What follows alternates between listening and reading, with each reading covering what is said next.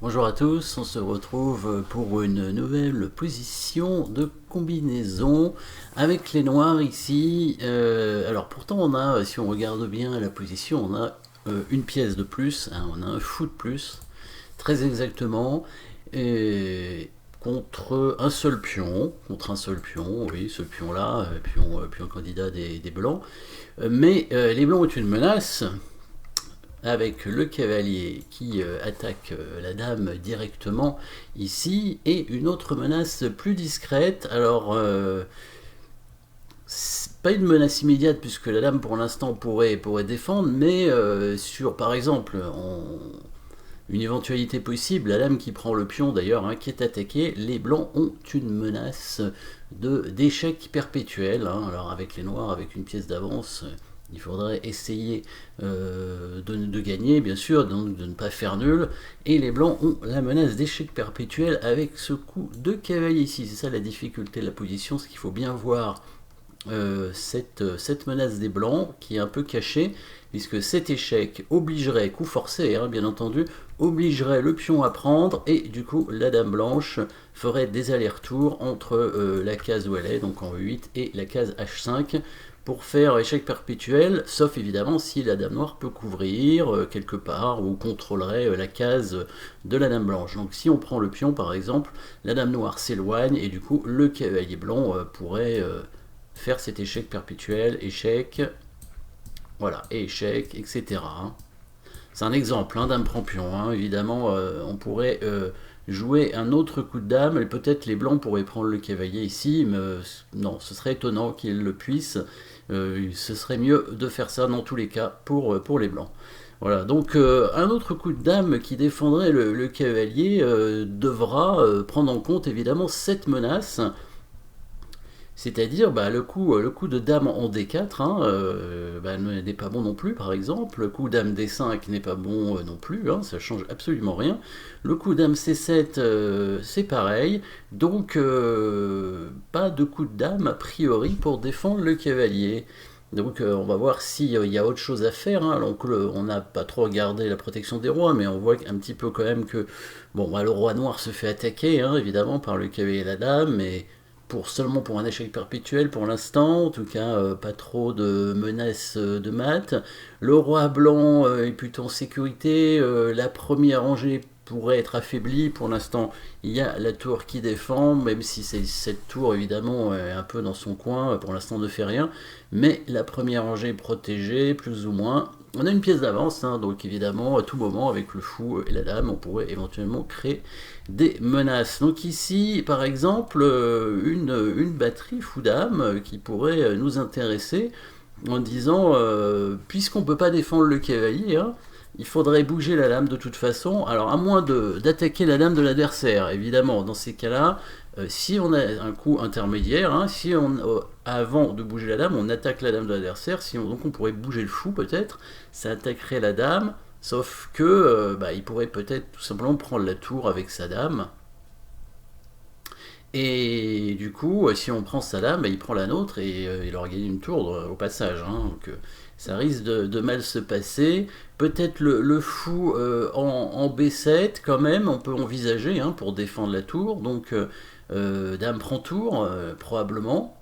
Dame prend tour et là, sur fou prend dame, évidemment, on aurait perdu une tour. Hein. Dame prend tour, hein. Ça c'est le, le coup intermédiaire des blancs. Avant de reprendre la dame, on prend la tour, bien entendu, ce que dans le livre Les coups invisibles, il appelle le bulldozer, je crois, hein, ou non, le desperado, non, le bulldozer c'est autre chose. Le desperado, la dame qui sacrifie sur la tour. Et en plus, la dame qui attaquerait le fou au passage. Donc ça permettrait aussi de récupérer l'attaque d'une pièce. Fou B7. Sans compter qu'il y aura peut-être d'autres coups intéressants. Bon, je pense que c'est le meilleur coup hein, sur Fou B7. Qu'est-ce qu'on peut jouer alors? Cette idée Fou B7 peut être intéressante si on arrive à faire la batterie sur le cavalier avec l'attaque sur le pion G2. Sur le pion G2, par exemple la dame en C6 et le fou en B7, le cavalier serait attaqué 2 fois et serait cloué, hein, puisqu'il y a une attaque derrière. Donc cette idée, donc il faudrait évidemment bouger la dame d'abord. On pourrait mettre la dame en C6, hein, pour de toute façon bouger la dame. En même temps, on défend la case ici, hein, donc il n'y a pas d'échec perpétuel, hein, le fameux échec perpétuel est contré. Le cavalier est attaqué, donc les blancs vont certainement prendre le cavalier de toute façon pour défendre leur cavalier. Nous, on mettra le fou en B7 pour attaquer le cavalier qui est cloué, hein, puisqu'il y a la batterie fou-dame avec le mat derrière. Hein, donc pour sauver le cavalier, alors sachant évidemment qu'avec la tour, maintenant on contrôle la 8e rangée. Hein, donc si les blancs font un échec, le roi va simplement bouger d'une case, hein, en H8 et il n'y aura plus d'échec. Le cavalier cloué sur la diagonale, une grande batterie, la tour sera obligée de le protéger, donc pour le défendre une 2e fois, et on pourrait éventuellement l'attaquer avec la tour une 3e fois du coup. Sauf que si les blancs sont malins, après le coup de tour en 8, ils vont prendre notre tour, hein, parce que si on reprend avec la lame, on n'aura pas trop le choix, le cavalier pourra faire un échec avec la découverte sur la tour en 8. Donc là, on se fait avoir. Mais peut-être, puisque on voit cette idée, alors je peux vous montrer, hein, éventuellement, dame C6, voilà, sur dame prend cavalier, fou B7, attaque le cavalier avec le mat derrière, et la tour va venir ici, puisque le cavalier ne peut pas bouger, il n'y a pas d'échec perpétuel, puisque maintenant il y a la tour qui contrôle la 8e rangée, et si la tour vient ici, alors le cavalier est toujours cloué, hein, attention, hein, on ne fait pas échec tout de suite, 8 dame prend tour à cause du mat. Mais on fait l'inverse, on prend d'abord la tour, force la dame à prendre, et ensuite on fait échec, et la dame est récupérée, les blancs restent avec une qualité d'avance. Mais les noirs sont malins, évidemment, donc quand ils voient ça, ils se disent, mais pourquoi pas, alors il faut le voir dans la position de départ, hein, bien entendu, hein, il faut le voir dans cette position-là. Donc toujours avoir à l'idée que peut-être le coup de dame est bon, ensuite le fou, batterie, avec le cavalier, la menace de mat derrière, la tour qui vient défendre, donc la tour ici, pour attaquer la dame, c'est pas bon, mais pourquoi pas d'abord bouger le roi, et ensuite mettre la tour, parce qu'on évite du coup l'échec du cavalier. On profite de toute façon du clouage, donc le cavalier peut toujours pas bouger, hein, toujours à cause du clouage. Que peuvent faire les blancs? Peut-être ramener la dame pour défendre le pion, pour éviter qu'il y ait le mat et donc bouger le cavalier, sauf que la tour vient quand même en 8, et il y a une surcharge de la dame blanche, puisque si le cavalier bouge, on pourrait prendre la tour, et qui ne sera protégée que par la dame, et après on pourrait mettre en G2. Qu'est-ce qu'il pourrait faire d'autre? Pas grand chose a priori, hein.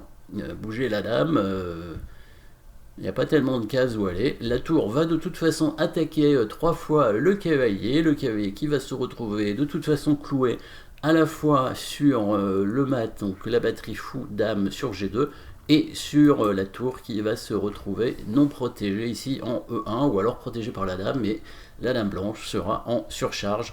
Donc voilà ici, dame C6, bien entendu, dame prend cavalier, fou B7, voilà, l'attaque donc avec la batterie sur le cavalier, le clouage, il y a le mat en G2, la tour qui est obligée de venir protéger, et là la pointe, on bouge le roi, hein, petit coup de repos, petit coup intermédiaire, on protège le roi avant d'amener la tour, hein.